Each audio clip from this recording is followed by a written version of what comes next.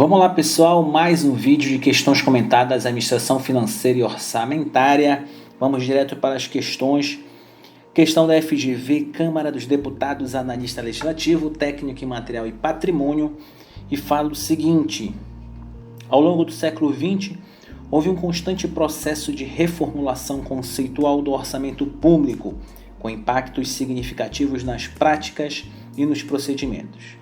No Brasil, assim como em outros países da América Latina, a concepção do orçamento moderno foi, e de certa forma ainda é, refletida no conceito de orçamento-programa, que consiste em um conjunto de ideias e diretrizes técnicas originalmente sistematizadas pelas Organizações das Nações Unidas.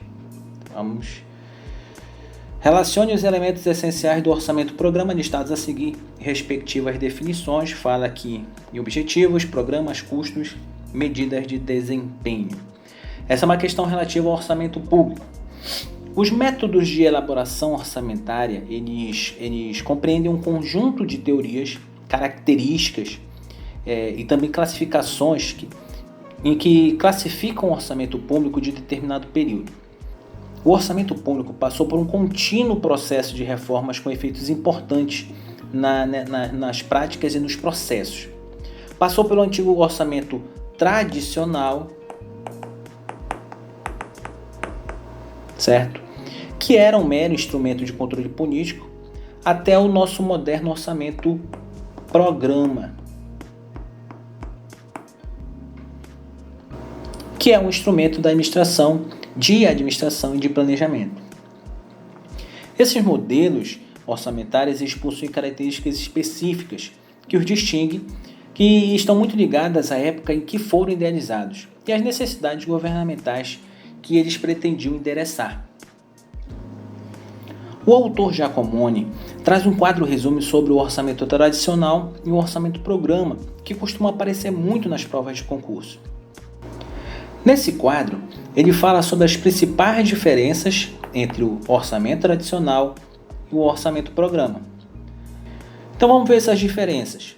Ele diz que o orçamento tradicional é um processo orçamentário dissociado dos processos de planejamento e programação. Essa é a palavra-chave, dissociado. Já o orçamento-programa seria um orçamento que seria um elo entre o planejamento e as funções executivas da organização. Ele fala que no orçamento tradicional a alocação de recursos visa a aquisição de meios, sempre marcando a palavra-chave que caracteriza o tipo de orçamento. Já o orçamento-programa, a alocação de recursos visa a consecução de objetivos e metas. Ele fala também que no orçamento tradicional as decisões orçamentárias são tomadas tendo em vista as necessidades da unidade organizacional. Já no orçamento-programa, as decisões orçamentárias são tomadas com base em avaliações e análises técnicas das alternativas possíveis. Então, teoricamente, as decisões do orçamento tradicional se baseariam na estrutura. Já a do orçamento programa se basearia nos processos. Ok? Fala também que no orçamento tradicional, na elaboração do orçamento, seriam consideradas as necessidades financeiras das unidades organizacionais. Já na elaboração do orçamento-programa, seriam considerados todos os custos dos programas, inclusive os que extrapolam o exercício. Tá? Então, novamente aqui, a gente tem uma vinculação à estrutura e aqui aos processos e projetos. Ok? Continuando o quadro, ele fala que o orçamento tradicional, a estrutura do orçamento daria ênfase aos aspectos contábeis da gestão. Então, características mais quantitativas do orçamento. Já no orçamento-programa, a estrutura do orçamento estaria voltada para os aspectos administrativos e de planejamento. Então, se basearia menos em questões quantitativas e mais em questões qualitativas das atividades exercidas. Ele fala que no orçamento tradicional os principais critérios de classificação seriam unidades administrativas e elementos, puxando novamente para a questão da estrutura. Já no orçamento-programa, o principal critério de classificação seria o funcional programático, que leva em consideração principalmente as atividades. Ok? Finalizando, ele diz que no orçamento tradicional inexistem sistemas de acompanhamento e medição do trabalho, assim como dos resultados, e no orçamento programa existiria uma utilização sistemática de indicadores e padrões de medição e de controle. Então nós teríamos aqui, basicamente, não teríamos, na verdade, uma avaliação de desempenho, e aqui a gente teria uma avaliação de desempenho. E ele falou também que no orçamento tradicional o controle visaria avaliar a honestidade dos agentes governamentais e a legalidade do cumprimento do orçamento. Então, basicamente, seria uma questão conforme os normativos. Já no orçamento do programa, o controle visaria avaliar a eficiência, a eficácia e a efetividade das ações governamentais. Então, aqui, se a gente chegou no nosso resultado, aqui é como a gente chegou no nosso resultado, e a efetividade seria o impacto gerado por nossas ações. Então, basicamente, aqui é um resumo do que define o Giacomoni nas principais diferenças do orçamento tradicional e o orçamento programa. Então, vamos lá, agora analisar os itens na questão. Os objetivos são os resultados que a organização quer atingir. Os programas são os instrumentos de integração dos esforços para a concretização dos objetivos. Os custos serão medidos por meios e insumos necessários, RH, material, equipamento, serviços, onde a gente também vai avaliar a chegada dos objetivos. Já as medidas de desempenho vão servir para medir as realizações dos esforços gastos na execução dos programas. Então, vinculando, mensuração dos esforços despendidos na execução dos programas, nós temos a mensuração, medidas de desempenho.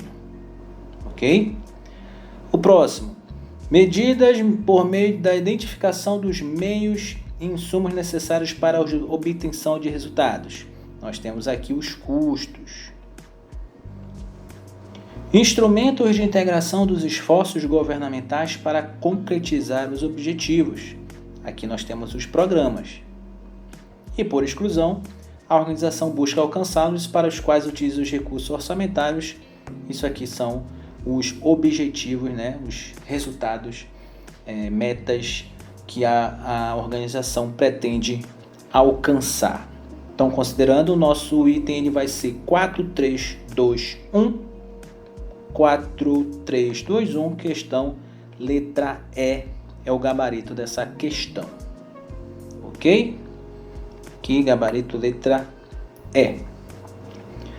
Vamos a mais uma questão agora da Sesgran Rio, Unirio, cargo de técnico e contabilidade, que fala o seguinte: o orçamento anual é organizado em créditos, às quais são consignadas as dotações iniciais.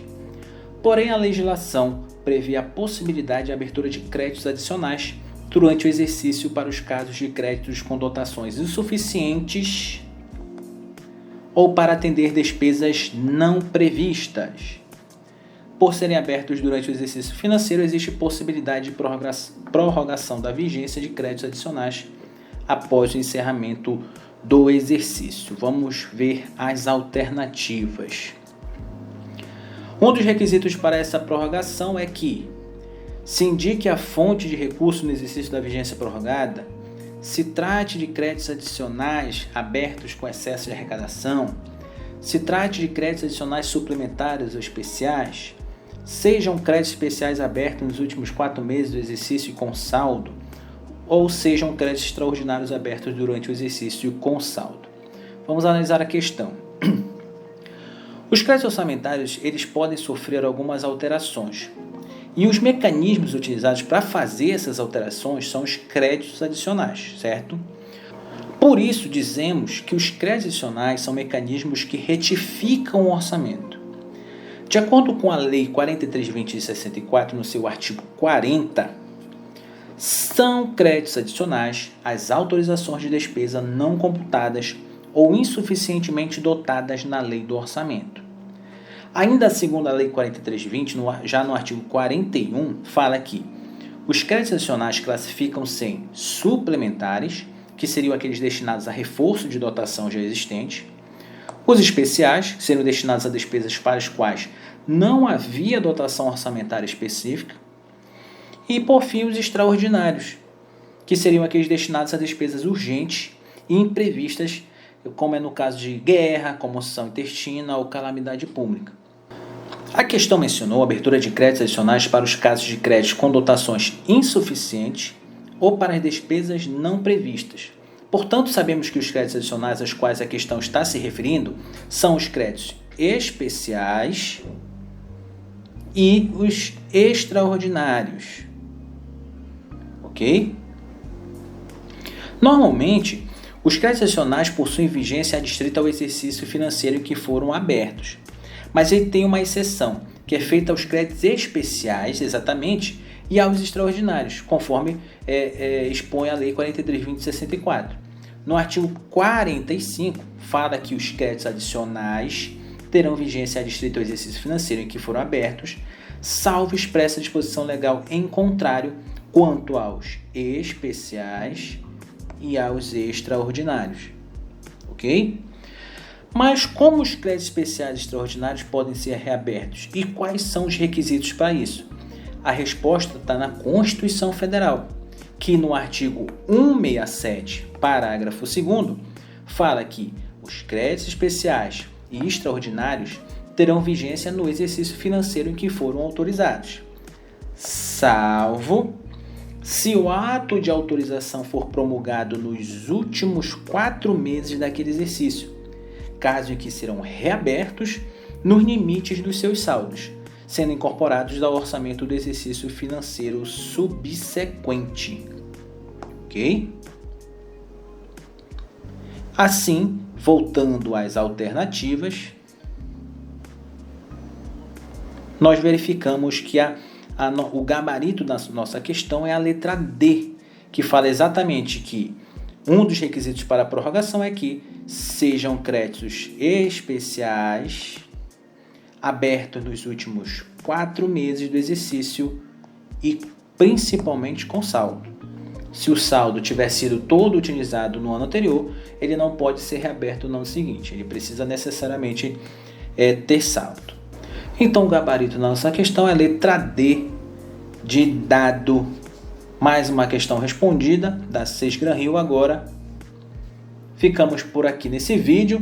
Se você gostou, curte, deixa o seu comentário, compartilha com os amigos, se inscreve no canal que a gente vai continuar trazendo várias questões comentadas de administração financeira e orçamentária que vão servir para você se preparar para os próximos concursos que estão vindo agora nesse primeiro semestre de 2024.